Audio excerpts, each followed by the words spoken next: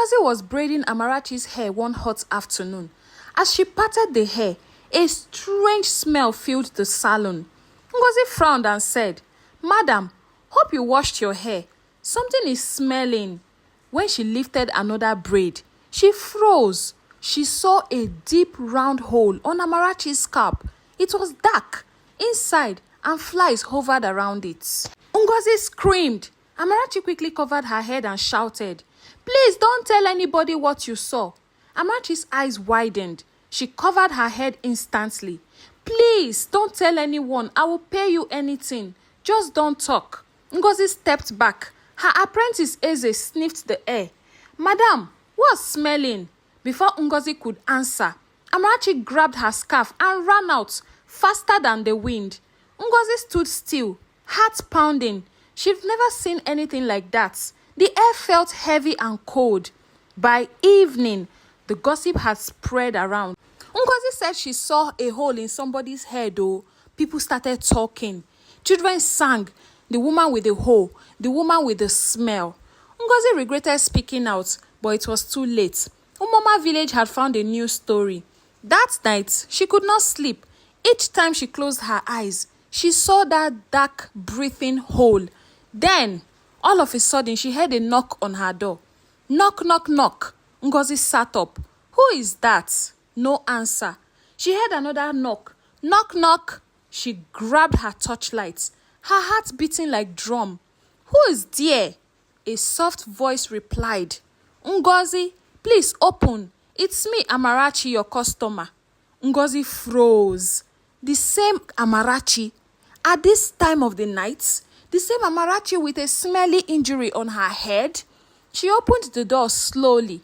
Amarachi stood there, eyes red, scarf wrapped tight again. "Ngozi, please help me. The hole is getting worse and is smelling really bad." Ngozi blinked.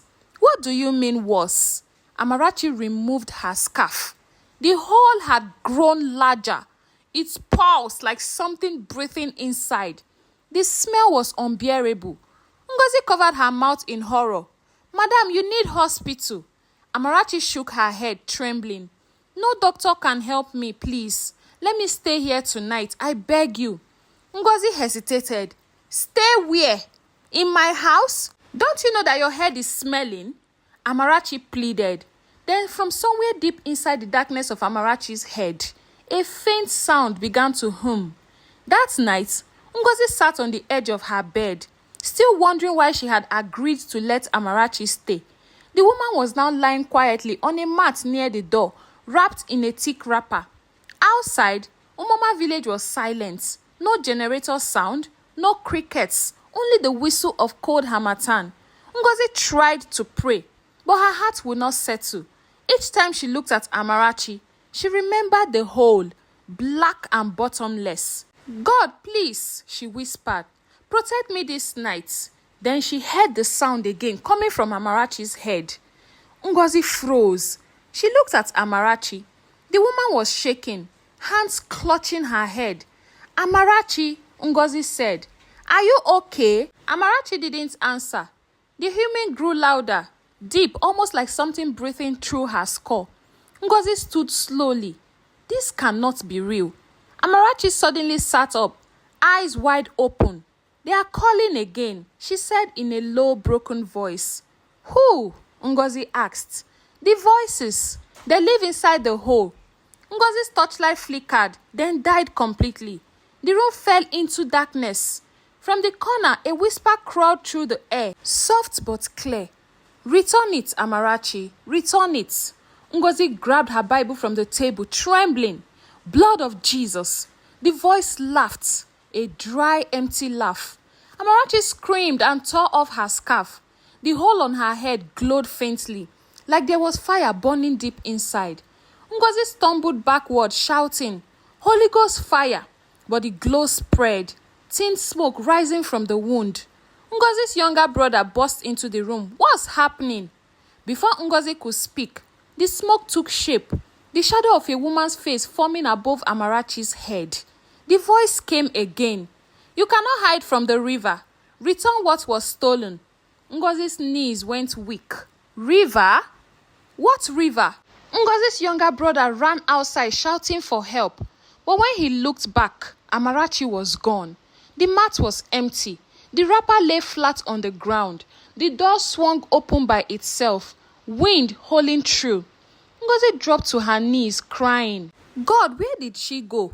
The voice whispered one last time, echoing through the house. The river remembers. Ngozi fainted. By morning, she woke to the sound of neighbors knocking. Sister Ngozi, what happened? We heard you shouting last night. Ngozi opened the door, looking pale and shaky. Amarachi, she disappeared. She vanished in front of me. The crowd gasped. Old Mama Uju, who sold herbs nearby, pushed her way through the crowd. Child, tell me everything you saw. Ngozi told her every single thing. When she finished, Mama Uju's face turned grave. She whispered, this is not ordinary. You've been touched by the curse of River Ezumezu. The morning sun rose weakly over Umoma village, casting long shadows on the dusty road. People gathered in front of Ngozi's house, whispering about what had happened. Some said Amarachi was a ghost. Others swore she was a witch. But Ngozi didn't speak. She sat quietly, eyes swollen from crying. Her heart still echoing from the whispers she heard in the night. Mama Uju, the oldest woman in the village, sat beside her. Her wrinkled hands trembled slightly as she stirred a calabash filled with herbs. My child, she began, what you saw last night is not ordinary. Amarachi carries a curse older than your mother's age. Ngozi frowned.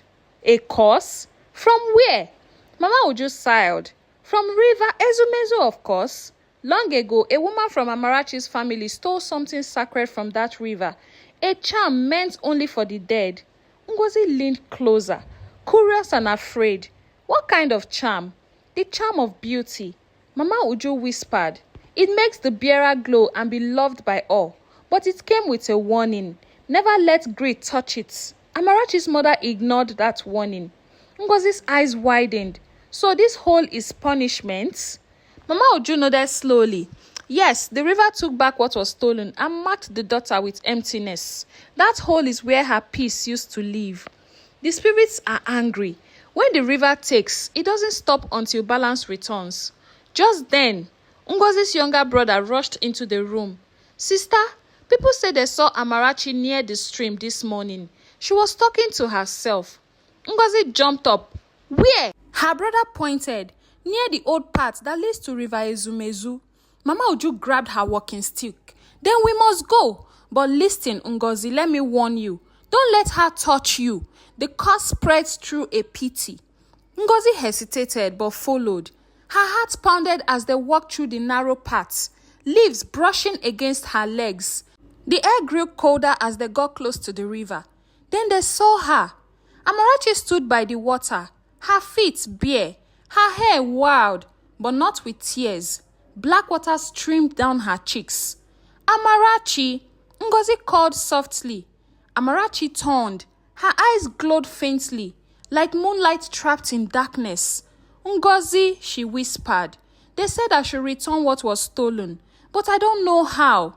Mama Uju raised her hand. Child, step away from the water. But Amarachi shook her head. It's too late.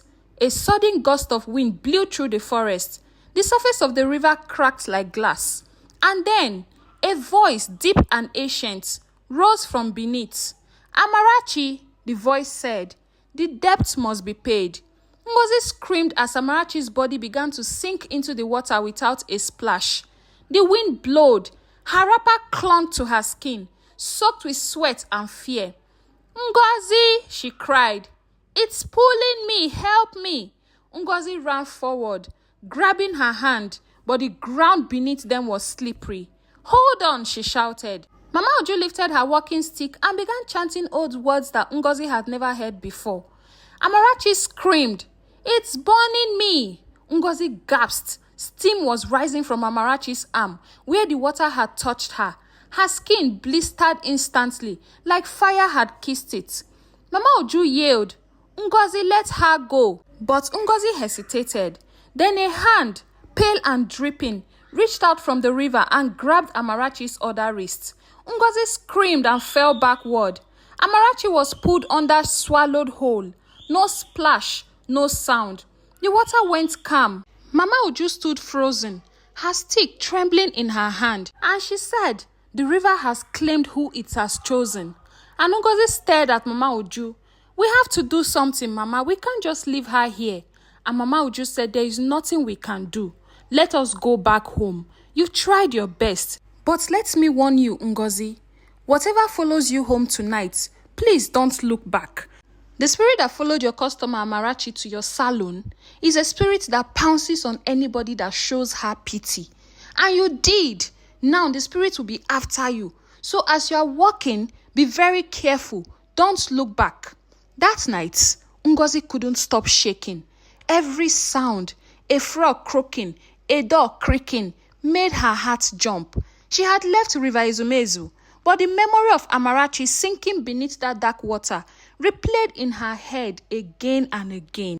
And she thought to herself, "Oh, if I had known, I wouldn't have opened my salon that day. Is it bad to show assistance to somebody? I showed Amarachi concern and care because of the situation of her head. Now the spirits won't let me be."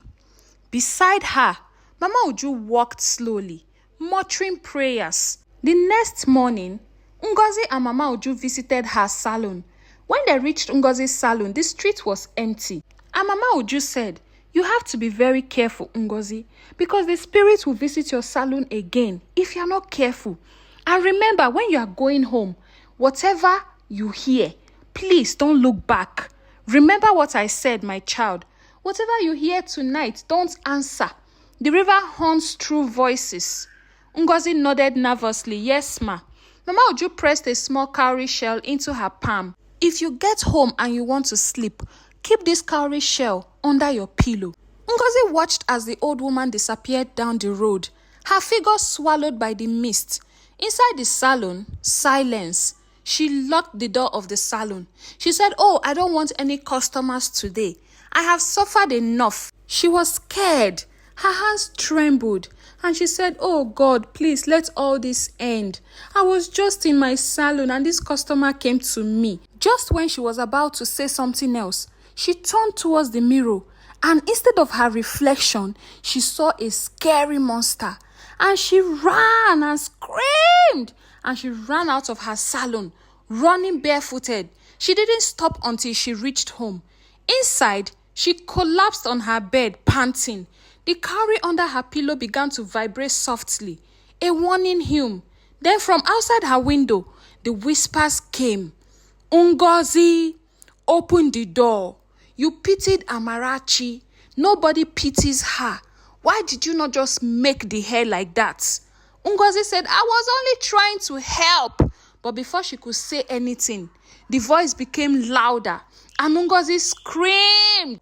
That night, Ngozi could not sleep. She was restless. She panicked and feared for her life. The next day, Ngozi's customers visited her at the salon because they wanted to make their hair. They noticed she had changed. Sometimes her voice echoed strangely when talking to them, and other times her eyes shimmered like water under sunlight.